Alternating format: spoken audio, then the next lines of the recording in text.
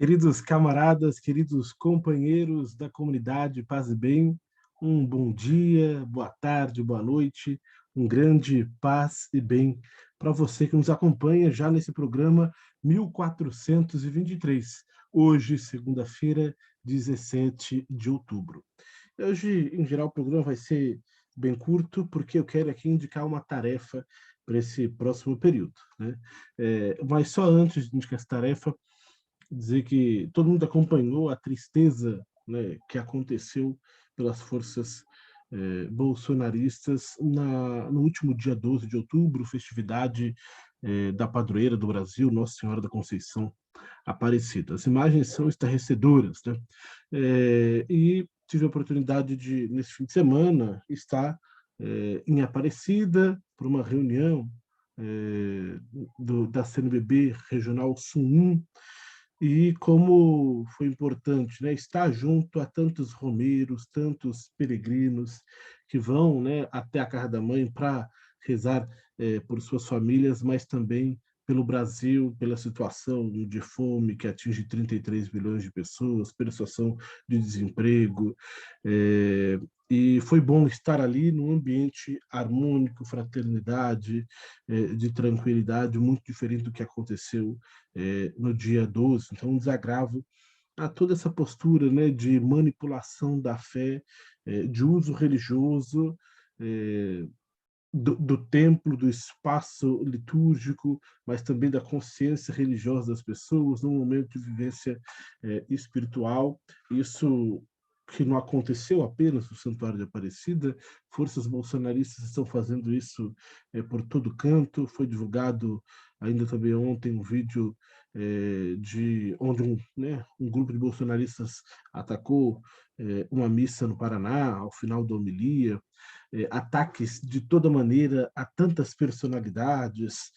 Ainda ontem, o cardeal de São Paulo, Dom Odilo pelo Pedro Scherer, teve que fazer uma sequência, né, de twitters para dizer assim: olha, eu visto vermelho porque é a roupa própria do cardeal, e mostrando preocupação, perigo com um avanço né, de um período de tendência fascista, e que isso preocupa, né, o nosso futuro próximo, disse ele, né, justamente em resposta a tantos grupos que estão fora da casinha e atacam, né, todas as pessoas que de algum modo defendem e honram o Estado Democrático de Direito, e estão empenhados nessa construção permanente da democracia. A gente sempre teve ciência disso.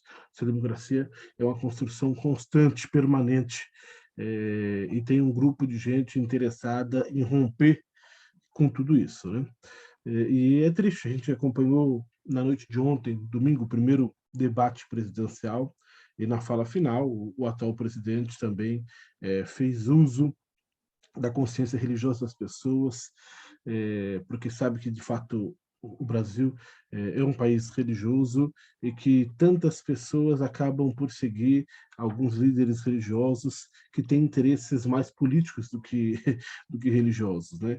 Então, basta ver a configuração dos parlamentos, seja o Congresso, seja os parlamentos estaduais, e também nas câmaras municipais, como que a força religiosa, sobretudo o pentecostal e o neopentecostal, mas não só, ocupou esses espaços e com um grupo, né, é, não, talvez não seja a maioria, de fato, mas que faz esse tensionamento de uma maneira violenta, né? Então, de primeiro, gostaria de deixar esse registro. Em segundo lugar, fazer aí menção aos 70 anos da Conferência Nacional dos Bispos do Brasil, né? Infelizmente que esse aniversário é nesse momento conturbado, mas para a gente recordar o papel que teve essa conferência, primeiro nessa recepção e implementação do Concílio Vaticano II, que a gente completou também há poucos dias 60 anos da sua abertura. A Conferência dos Bispos do Brasil nasce ainda antes do Concílio Vaticano II, né? E com o concílio consegue, sem dúvida, fazer com que ele ganhasse capilaridade de uma maneira muito mais rápida. A própria conferência facilitou a recepção depois do concílio das conferências de Medellín, Puebla, Santo Domingo, Aparecida, completamos 15 anos, e esteve atenta, né, no último período, nos últimos 70 anos, à realidade do país, né, com o profetismo, né, que marcou a instituição durante todo esse tempo, né, da sua voz de denúncia das mazelas que marcaram e marcam o país, de denúncia do que foi também a ditadura civil, empresarial, militar no Brasil, também o empenho dos seus membros para a superação, né, da ditadura e consolidação, né, do regime democrático, mas também de como a CNBB sempre foi polo também de uma formação de lideranças. Evidentemente que a conferência episcopal de bispos, mas que na sua estrutura sempre possibilitou também ambientes de formação e tantos agentes que, a partir né, dessa formação permanente da conferência, puderam atuar nos territórios, em movimentos populares, e quantos movimentos também a CNBB colaborou para que ganhasse corpo, né? Então, a própria Comissão Pastoral da Terra, o próprio CIMI, Conselho Indigenista Missionário, a própria Pastoral da Juventude, né? Movimentos aí na faixa dos seus 50 anos, né? E esses organismos também contribuíram com a reflexão do Brasil que temos, do Brasil que tínhamos, e continuam contribuindo para a reflexão do Brasil que queremos. Então, acho que vale a pena a gente fazer a menção por 70 anos da CNBB. Inclusive, ainda ontem, né, no domingo, foi disponibilizado no YouTube um documentário que foi produzido pela Verbo Filmes há 20 anos atrás, quando fez 50 anos. E ali a gente pode contar com o testemunho de tanta gente profeta que construiu a CNBB, então testemunho de Helder Câmara, de Luciano Mendes de Almeida, de Aloysio Loscheider. Vale a pena ouvir novamente esses camaradas que fizeram parte da nossa história e ajudam também a gente observar o momento que a gente vive hoje, com também um anúncio que fizeram outrora. Então, isso eu acho que muito importante. Agora, de fato, aquilo que eu gostaria de colocar aqui, né, nessa manhã de segunda-feira, opa, minha tela sumiu aqui, mas continua gravando. Aqui, voltou. Nessa manhã de segunda-feira, é que hoje, dia 17, daqui até o dia 30, a gente tem uma tarefa, uma missão que não pode encerrar. O segundo turno não está ganho ainda. Assim como a gente dizia, evidentemente, para a consolidação daquilo que a gente quer para o Brasil, próximo período, seria importante uma vitória no primeiro turno. Isso não foi possível. E, da mesma forma, o segundo turno não está ganho ainda. O bolsonarismo usa das armas mais sujas que existem a todo momento para tentar descredibilizar a candidatura do Lula, né, recheando de mentiras, de inverdades, desses discursos, né, e de ocupando o cenário religioso, cooptando essas lideranças religiosas para que possam, né, fazer esse tipo de discurso, utilizando da máquina, né, do governo, da máquina estatal, para propaganda eleitoral e para angariar mais votos, seja a partir, né, de lançar mais dinheiro do orçamento num volume grande e num período curto, para poder causar uma reação, sobretudo das faixas mais populares, né? E a gente também não consegue mensurar que medida tudo isso pode ir ganhando lastro, né? De modo que eu acho que a gente precisa ter o compromisso de cada dia a gente conseguir dialogar com um companheiro ou outro e virar voto. A gente não pode imaginar que 48% do eleitorado seja do grupo duro, né, do bolsonarismo e todos esses sejam fascistas. Não são. Ainda existe voto em disputa, né, de gente que está manifestando voto no atual presidente porque foram envenenados com uma série de mentiras sobre a candidatura do Lula. E aí recorrem a esse tipo de atitude. Mas a gente, repito, não pode imaginar que 48% do eleitorado do Brasil sejam fascistas. Não dá para imaginar isso.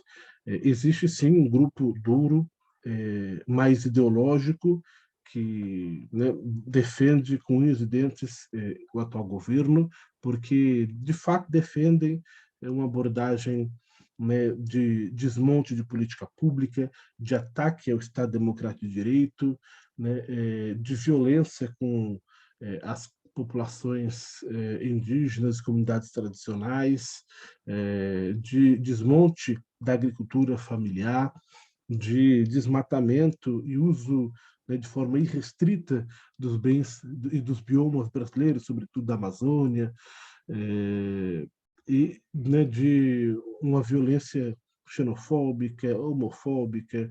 De fato, tem gente que defende tudo isso, e por isso defende esse governo, porque esse governo está a serviço de todas essas mazelas.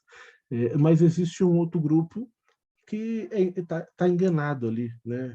Acabou indo por aventura e está perdido nesse mar. E eu acho que a gente consegue, sem dúvida, no diálogo, na prosa, na conversa, mostrando, né, com muita calma, seriedade, tranquilidade, a série de mentiras que tramam, que constroem, e aí sim a gente consegue garantindo mais folga para essa vitória. Da mesma forma, a gente tem que fazer isso nos governos estaduais. A gente tem aí uma série de estados, mais de uma dezena, que vai ter segundo turno, e em alguns estados a gente tem forças bolsonaristas versus forças democráticas. E de que forma a gente consegue também construir esse processo de diálogo, de conversa, de escuta, para garantir também um vira-voto para essas candidaturas. Então, acho que é um empenho nosso. A gente, um pouco daqui para o dia 30, falar menos entre os nossos, entre aqueles que, de alguma forma, já caminham pela esfera da defesa da democracia, e a gente partir para aqueles outros, né? O nosso vizinho, o nosso colega de trabalho, o nosso companheiro de comunidade, a pessoa que a gente encontra no ponto de ônibus, no mercado, com abordagem, né, muito sincera, muito tranquila, para a gente tentar vencer a violência, vencer o ódio, e não usar da forma que eles usam, né? E, de algum modo, também se unir a tantas mobilizações territoriais que estão acontecendo para as campanhas do segundo turno. Então, sem dúvida, aí no seu bairro, no seu território, tem grupos de movimentos, de partidos, de coletivos que estão, né, saindo para a rua, para bandeiraços, para panfletaços, para prosas nas praças, para pequenos comícios, para caminhadas, para carreatas, e de alguma forma a gente se somando nisso. Campanha mutirão. Se a gente de fato acredita que a gente precisa acabar, romper com o projeto que hoje ocupa a presidência da República no Brasil, a gente de alguma forma precisa se colocar a serviço, né, do projeto que a gente acredita. Esse colocar a serviço vai exigir de nós disposição para essa construção. Então, de fato, a mensagem dessa segunda-feira é para a gente se empenhe nesse processo de vira-voto e a gente vai conseguir virar o jogo, a gente vai conseguir recolocar o Brasil nos trilhos da esperança, para de fato garantir vida e vida em plenitude, em abundância para todas as brasileiras e brasileiros, rompendo, né, com a tragédia da fome, rompendo com a tragédia da desigualdade, rompendo com a tragédia do desemprego, garantindo um acesso universal aos serviços de saúde, né, de educação, do ensino básico ao superior, para aqueles que estão no campo, né, terra garantida, né, para trabalhar e plantar, para viver, para aqueles que estão na cidade, teto garantido, para romper com a especulação imobiliária, os aluguéis a preço, né, para cima do salário mínimo, e a gente de fato consiga, aí sim, né, defender a família de fato. Defender a família não é pensar um modelo, né, e perseguir esse modelo, Mas defender a família é garantir para todos os modelos de família, sejam da maior porção que é de mães solos, ou de tantos formatos de família, para que tenham dignidade, para que tenham salário justo, para que tenham possibilidade do estudo, para que tenham acesso à saúde, para que possam ser felizes. Eu acho que é por aí que a gente tem que caminhar. Grande abraço, meu irmão, minha irmã, paz e bem, e até próxima segunda-feira.